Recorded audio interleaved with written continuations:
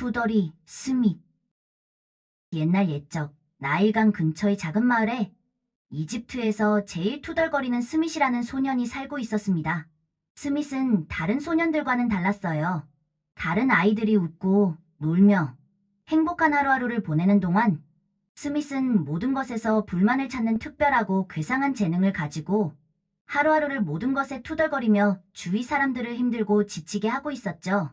태양은 너무 밝다고, 물은 너무 차갑다고, 새들은 너무 시끄럽다며. 스밋이 가장 자주 하는 말은 이건 싫어와 왜 나만 이래? 였답니다.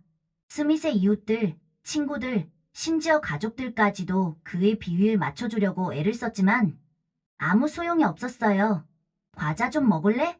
엄마가 물어보면 아니, 너무 달아. 라며 스밋은 투덜댔습니다. 축구하러 같이 갈래?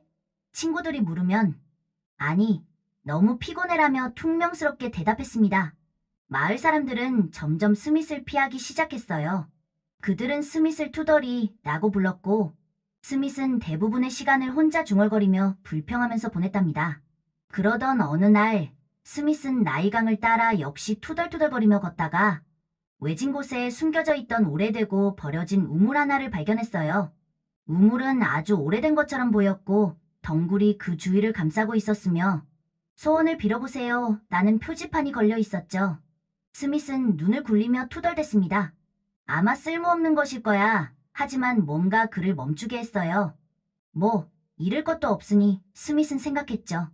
난 모든 사람들이 세상이 얼마나 짜증나는 곳인지 알게 되었으면 좋겠어요.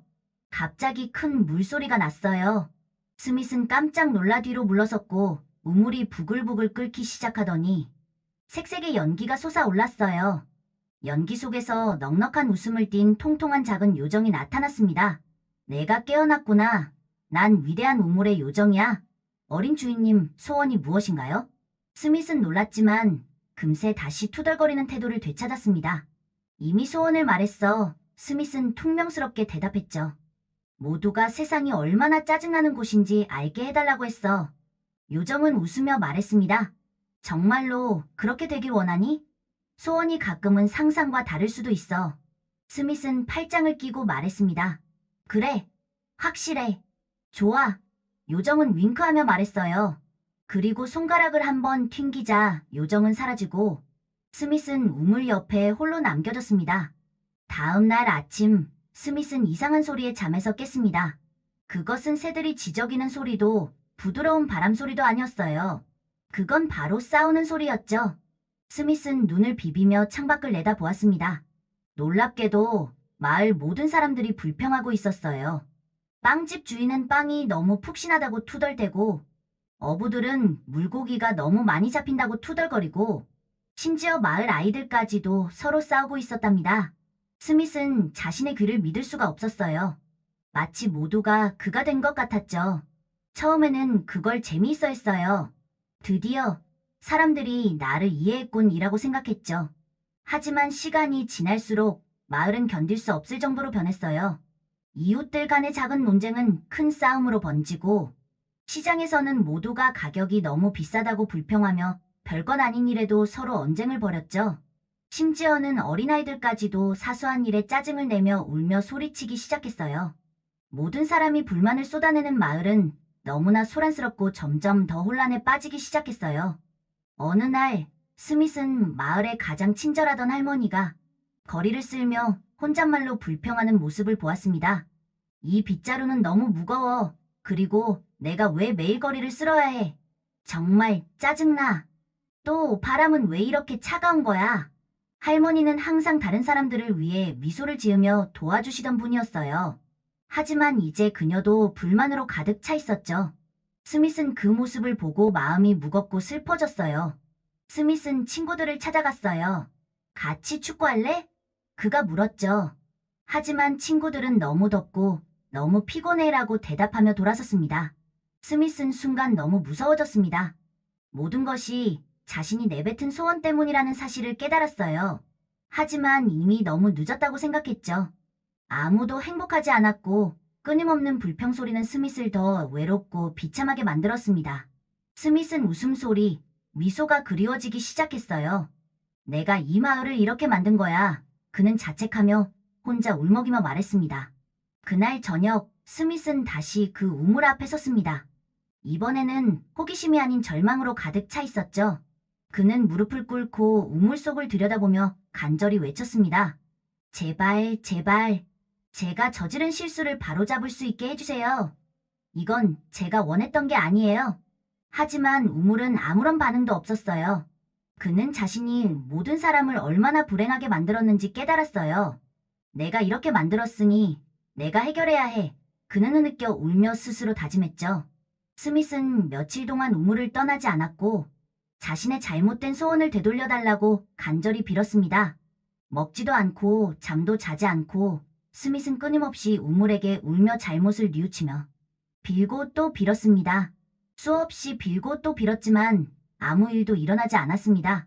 스밋은 거의 포기할 지경이었어요. 내가 이 마을을 망쳤어. 그는 나지막히 속삭였습니다. 눈물을 흘리며 고개를 떨군 채 스밋이 자리를 떠나려고 하던 순간 그때 부드러운 빛이 우물 속에서 솟아올랐습니다. 요정이 다시 나타났죠. 하지만 이번에는 웃지 않고 진지한 표정을 하고 있었습니다. 스밋, 너의 진심을 느꼈다. 하지만 소원은 강력한 것이 한다. 소원을 되돌리는 것은 쉬운 일이 아니란다. 너는 정말로 변화를 원하고 그 책임을 지려는 마음이 있느냐? 요정이 물었습니다. 스밋은 눈물을 닦고 고개를 끄덕였어요. 네, 제가 잘못했습니다. 모든 것을 원래대로 되돌려놓고 싶어요. 저는 이제야 깨달았어요. 세상은 불평할 거리보다는 감사할 거리로 가득 차 있다는 거려. 요정은 고개를 끄덕이며 말했습니다. 좋아, 스밋. 하지만 기억해. 마법은 너를 변화시키지 않아. 바뀌는 것은 내 선택이란다. 그리고 요정은 손가락을 다시 한번 튕겼습니다. 태양은 다시 밝게 빛나고 새들은 즐겁게 노래하며 마을 사람들은 다시 행복해졌습니다. 사람들의 불만은 사라졌고 마을은 원래의 평온함을 되찾았습니다. 그날부터 스밋은 스스로 다짐을 했어요. 불평하고 싶을 때마다 대신 감사할 만한 것을 찾기로 했죠. 처음에는 쉽지 않았지만 곧 스밋은 세상을 새로운 시각으로 보기 시작했습니다. 태양이 너무 밝을 때 그는 미소를 지으며 오늘은 정말 아름다운 날이야라고 생각했습니다. 물이 너무 차가울 때 그는 웃으며 그래도 시원하잖아 라고 말했습니다. 새들이 너무 시끄러울 때 그는 그들의 노래를 들으며 정말 기쁜 소리야 라고 생각했습니다. 마을 사람들은 스밋의 변화를 알아차렸고 곧 그를 좋아하기 시작했어요. 이제 스밋은 더 이상 투덜대는 소년이 아니었어요. 그는 친절하고 밝고 사려 깊은 친구가 되었죠. 투덜이라는 별명은 사라졌고 대신 마을 사람들은 그를 햇살 스밋이라고 부르기 시작했습니다. 스밋은 불평할 거리를 찾는 것은 쉽지만 감사할 거리를 찾는 것이 훨씬 더 보람있다는 것을 깨달았습니다. 그리고 그날 이후로 스밋은 어디를 가든 기쁨과 웃음을 퍼뜨리며 행복한 삶을 살았답니다.